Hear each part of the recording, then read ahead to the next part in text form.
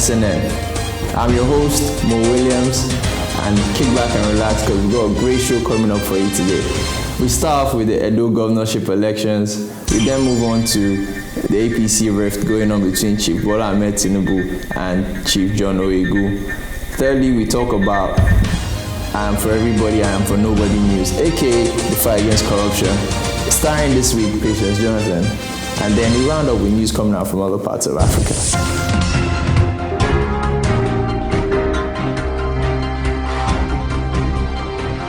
The Edo governorship election. We all knew it was going to be a two-horse race between the PDP and the APC. Now, there was a lot of effort that was put into making this governorship race a success. A new commissioner of police was appointed so as to remove any assumption of bias.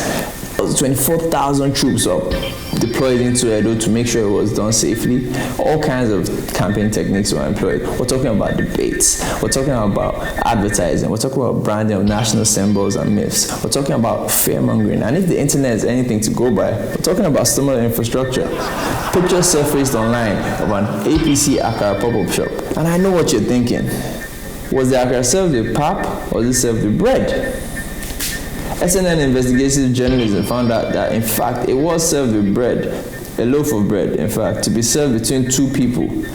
Now, I can't tell you how effective stomach infrastructure is as an election tactic or a campaign tactic, but what I can tell you is that APC did win the election, and so did PDP's Ayo Fayose, who is another stomach infrastructure enthusiast. While Fayose gave out a variety of products, APC were kind enough to cook the food that they gave out. Now, this brings up another important question. Who did stomach infrastructure better? Look at Fayose handing over a live chicken to a woman or a member of the public. Now, frankly, on a personal level, I found that unreasonable. Because how many people do you know that can handle a live chicken? I eat chicken every day, but I want no business with a live chicken. I mean, if I found myself in the situation as this kid in the next video, I'll probably react the same way.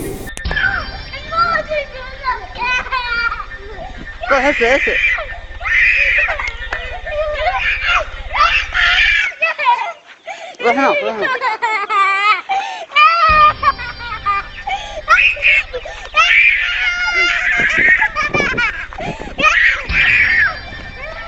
Now, I don't even want to know the chicken personally before I eat it. I don't want you to be my pet in the morning and be my pepper soup in the evening. But think about it. Cooking the food that you share out to people for elections, that could totally be something a party could run on. Can you imagine this? SNN, we cook the food, we fool you into voting for us. In other bizarre news coming out of Benin, on the 11th of October 2016, at the magistrate court, a man was reported to have defecated himself in an attempt to try and evade trial. He was being arraigned and he pulled his trousers down and took a dump in the middle of the court, causing confusion all around. Now I know what you're thinking. He must have been getting done for a pretty serious crime for him to do that to himself. But it turns out he was just brought to court because he was accused of stealing 4 cartons of milk. Now it turns out that this dude is not just an idiot, but he's probably lactose intolerant. Not only did he not get the plea of insanity, he was still arraigned the same day. Poor dude must have had a shitty day in more ways than one.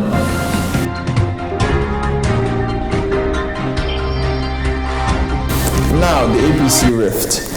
If you haven't heard what's going on between Chief Bola Ahmed Tinubu and Chief John Oyegu, you're in luck because we at SNN here are about to do a recap. Now, Tinubu released a statement coming from his media office asking for the resignation of Mr. John Oyegu. He claimed that Mr. Oyegu overruled the decision of the appeal panel to cancel the Ondo governorship primary elections. He also alleged that he called a meeting of the National Working Committee and asked for a prayer, and a direct quote from the statements had the following to say: "Seeing that others had taken his bait, Oyegu used the prayer interlude to secretly excuse himself from the meeting." Close quotes. And apparently he went to submit the false or the wrong or the unaccepted results to INEC, thereby contravening all rules of fundamental decency. Now this brings up a lot of questions. Who was praying? How long did the prayer last? Was it a Christian or was it a Muslim prayer? How come everybody was closing their eyes? How come nobody noticed Mr. Oyegu leaving the meeting? He was born in 1939. He's 77 years old. I mean, how fast can he move anyway? Now, Chief John Oyegu didn't initially reply to the statement. The pair even shared apparent pleasantries at President Buhari's book launch for his biography. Or did they? While they smiled for the cameras, probably trying to save face, I'm sure they never expect to be sat down beside each other for the entire event. I wonder whose bright idea that was. Because if he was doing it for comedic effect, then he's a genius. Now look at that video. Look how uncomfortable they look beside each other. It looks like they're in high school and Chief Oyegu wrote Tinubu's name down in the list of names of noisemakers. Now, Chief Oyegu did come out after a visit to the presidency and try and diffuse the situation. He had this to say: "This reckless and baseless corruption allegation leveled against me is unfortunate and an insult to my person and my hard-earned reputation, which I have strongly maintained. Nobody has the kind of money that can buy my conscience or make me do injury to an innocent man."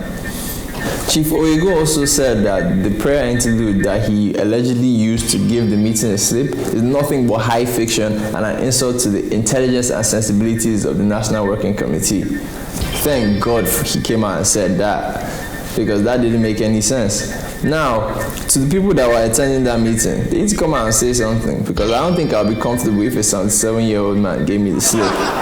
This is a story that we should probably follow. APC as the current ruling party. Let's see how this goes down. Now, in I Am For Everybody, I Am For Nobody news, aka the fight against corruption, President Jonathan has been linked to an investigation being carried out by the EFCC involving 4 companies and monetary fraud. It's worth noting how she got involved in this investigation. Today really is the lucky day, because I'm going to do a recap of this also. Now, the AFCC was investigating one Warimpo to Dafa, 4 companies and some other people on conspiracy to consume monies which they ought to have known form part of an unlawful act. The amount in question was in between $15 and $20 million, and the 4 companies involved had their accounts frozen. Now, this is where it got weird, because out of the blue, Patient Jonathan sued the EFCC for 200 million naira, claiming the money was hers, potentially incriminating herself. It was weird. Now, Patient Jonathan claimed the money was for her medical bills, because everybody was wondering what she was doing with that kind of money. And that's fine, because, you know, every Nigerian has $15 to $20 million for medical bills anyway. It got more weird when the 4 companies pled guilty and everyone else pled not guilty. And this brought up a lot of questions I asked in the previously unreleased episode. Did the DAFA set this up? Who set this up? Does Patience agree that the money is still hers even though there were proceeds from theft? Or allegedly proceeds from theft? Will Patience be incriminated as a result of this? Why did Nigerian companies become more honest than Nigerians? Because I don't think I've ever heard a Nigerian admit to a monetary crime. Those questions were especially important because the companies tried to change their plea from guilty to not guilty. I think somewhere along the line they realized that 4 companies pleading guilty and everybody else pleading not guilty will probably incriminate someone else. Now I wonder who's advising these people, because this whole situation makes as much sense as the next video.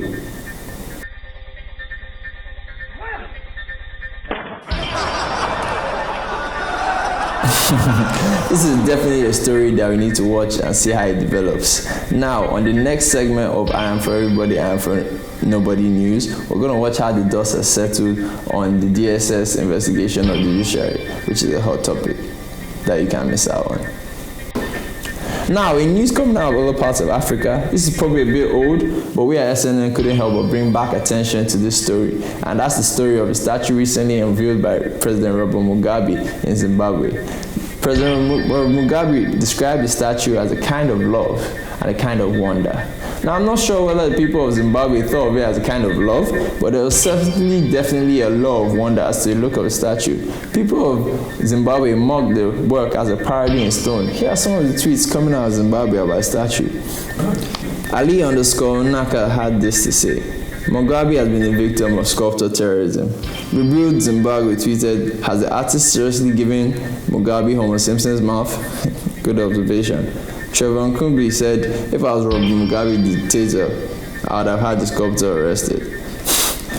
The sculptor Dominic Benhura had this to say: I think most people do not understand my art and they do not understand the difference in art styles. The sculptor was never meant to look exactly as the president's image. I do not do exact figures. Some artists do exact figures, but I do something that makes my work different. Now, there's no reason to doubt Mr. Benhura. Or maybe he's just trying to preserve his life and liberty. But hey, I guess beauty does lie in the eye of the beholder, because all that matters is that President Mugabe likes it. And like everything else in a dictator-run country, that's probably all that matters. Hey, it's been fun talking to you guys. I'm your host, Mo Williams. Stay tuned and watch out for the next episode. Over and out.